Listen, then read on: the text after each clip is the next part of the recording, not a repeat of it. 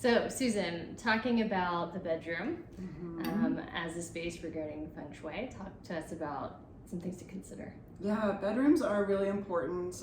You want to make sure that you're getting the best sleep that you possibly can so that your body stays in really good health, and it's also so that you can do the dream work that you need to do to like process the day and figure out, you know, your life and any kind of questions. So the bedroom is a really important space. I always make sure that my clients are in what is called in Feng Shui command position. So that's where you can have easy access to see the door without having to like turn around too much. And this is kind of left over from when we were, you know, like a long time ago when we were like living in caves. You obviously want to be able to see where the door is and who's coming in the door in case it's like a tiger, and then you can be more easily prepared. So just being able to see the door easily in a relaxed way just gives you a little bit more a lot more confidence, and you just feel safer. So that's sense of control, maybe. Sense of control, absolutely. And then also like just making sure that the bed is up against a solid wall, that there's a headboard. Is in the ideal situation, you're just going to feel a lot more grounded.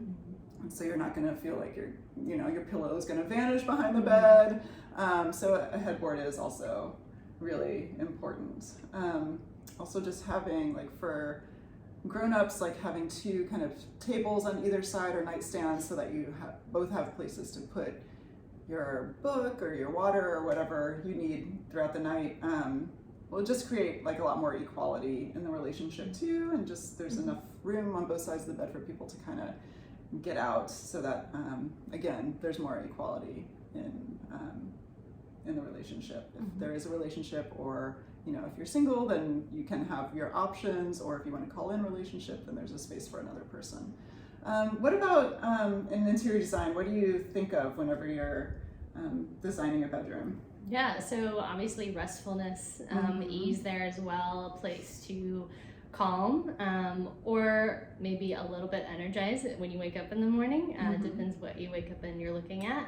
I think it's such a personal space, which I think is important to remember. So you craft that in a way that you love and that serves you. So whether that be through all neutral tones and you want to keep it here and you don't want to do a lot of thinking at all or energizing at all in that space, great. There's a way to still make it feel interesting and layered with the textures and materials that you use in there and how you put those together. But then there's also, you know, folks who are like, I want color, I want rich, saturated color. I want the vibe of that. Maybe it's not energy as in like high energy, but they want to feel sort of that weight and that beauty and that mood, right? In their space. So maybe we're gonna paint the ceiling, you know, floor to ceiling. We're gonna drench this room in a deep blue that makes you feel like you're under the sea in another place. Yeah, great, I'm here for it. Yeah. So whatever, again, makes you feel best and most restful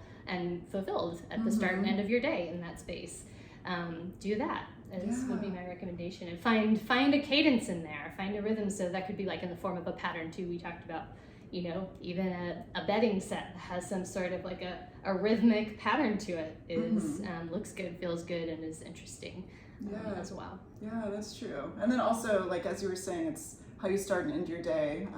This is like the entryway of your day and of each day that you're getting up. And also the ending. So what do you want to see too? This is something that I really consider, like the artwork that you're seeing from your bed while you're laying down. Like what is that artwork telling you? If it's an abstract piece, you know, you can assign meaning to different artworks. So, you know, an abstract piece, you'd be like, oh, this is my community that I'm wanting to establish. You know, you can have the artwork working for you in a subliminal manner in that way, but also just something that can affirm your relationship or your closeness with your partner or your family or with yourself too. So just different ways that you can consider the artwork, but it is the first thing that you see when you wake up. It's the first thing that you see, last thing that you see before you fall asleep. So just make sure that it's something that's in alignment and makes you feel great and happy and powerful, and yeah, just like serves you in that way. Yep, absolutely. I think, so in our bedroom, for example, Mm-hmm. we have a wall of windows to the treetops Oh, in front of. beautiful, yeah. So that's my art to wake up. Right. Yeah, and that does serve me. I personally say, Yeah. if we had a solid wall, I would certainly choose a piece of art Right. or a paint color, something that would, help me connect at the start of the day to the feelings and energies that I want to connect to. But I think if that's nature out your window and that serves you in that way, great. Like, let's face the nature. Yeah, definitely. So, yeah, it just depends. Yeah, and also mirrors too are really important. Obviously, like as a utility, you need a mirror near your closet so you can get dressed and see your Check it full out. body. Check it out. Yeah, so you want to be able. The mirror needs to reflect your entire body, so you're not just like truncating yourself or just like from here up. You want to have a full-length mirror that you're seeing your body in every day. But also, it's important to not have the mirror directly facing the bed, and if the mirror can be somewhere that's a little bit like further from the bed or not in the bedroom at all, then that's also totally fine and recommended. But if you have to have a mirror, then make sure that in the bedroom it's not directly facing the bed, because mirrors are very active, and then sleep is like a very yin activity. So the mirrors will kind of add a lot of energy to that space and just make it harder to sleep. So also, like if you're rolling over in the middle of the night and you see some movement, then your brain can just perceive that as danger, and then it like wakes you up to a certain state, and it's harder to fall back asleep. So it can affect your sleep. So be careful about placement of of mirrors. Nature. What do you in interior design? What do you always recommend for mirrors? So I think using them strategically from an aesthetic standpoint to make things appear more open and larger. If you're in a small space, they can do wonders, especially if it's a floor-length mirror to reflect the other half of the room over there.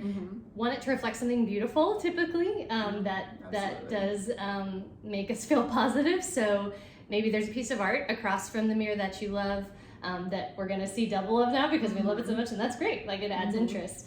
Maybe we're reflecting the natural light. It's another way, if you don't have great light in a space, to put a mirror across from a set of windows, and let's leverage that as an opportunity to add more natural light. Reflecting trees, reflecting what's out, that's all a good thing. I think mirrors can be a tool and very beautiful, or very, ornate, simple. Like, there's so many options out there, but I think thinking of them as a tool and a strategy, when it seems like, we could use more openness, or, reflect something that we love, and duplicate that joy. Great. Yeah, absolutely. And like whatever you're seeing, you mentioned you see double of. So in Feng Shui too, it's like, if you're, you want to make sure that your trash can isn't reflecting something that's draining. Like, you don't want it reflecting a trash can or a toilet, or, you don't want to see double of those things that are kind of like like energy that's on the way out. The thieves of your joy. Yes, the thieves of your joy. You don't want it reflecting your giant laundry pile, because then you're just going to feel really overwhelmed. I've had people who were wanting to like manifest more money. I'm like, just try putting some money in front of your mirror, and it totally Money up that mirror. I know, and it like worked great for them. So then they saw like double of the money, and they felt it was just like a subliminal reminder for them to like feel wealthy in their space, and then manifest, and then things kind of happen from there. So that's another, like, mirrors can just be really kind of a powerful tool in that way. What about kids' bedrooms? How do you like to design a kid's bedroom?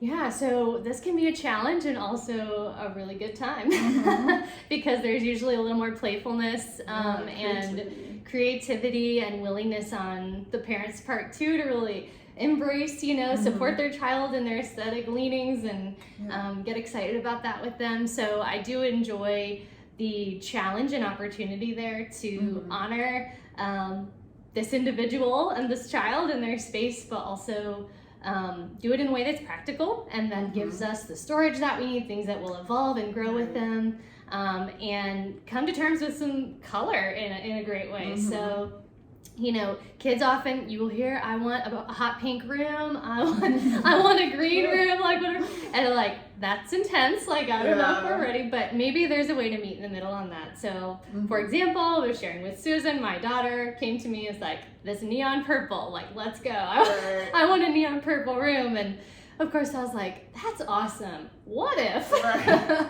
we went ahead and used that same color in an accent way in the space to where she feels heard and she is heard, but to maybe accent around her closet. She has a large closet in her room, so we did a wavy purple border in that color all the way around her closet, and she thinks it's the coolest thing ever. Yeah, Checks her that's box fun. for wanting color. It is fun, easy to change and paint over, or as her time and interests evolve, right? Like that's gonna change. Yeah. So here for the journey, but there is a way. So I think Right. there's a way to make everybody happy in those scenarios, make practical choices, and do things that will evolve as your child grows, and that everyone can find joyful. Yeah, definitely. And you know, like bright purple, bright pink, bright green, they're very active colors too. So in that same way, you don't want to surround yourself right before you're falling asleep. So that's definitely something that you want to have minimized. So it's good if you can kind of talk to the kiddos and make some compromises to where they're not just like, whoa.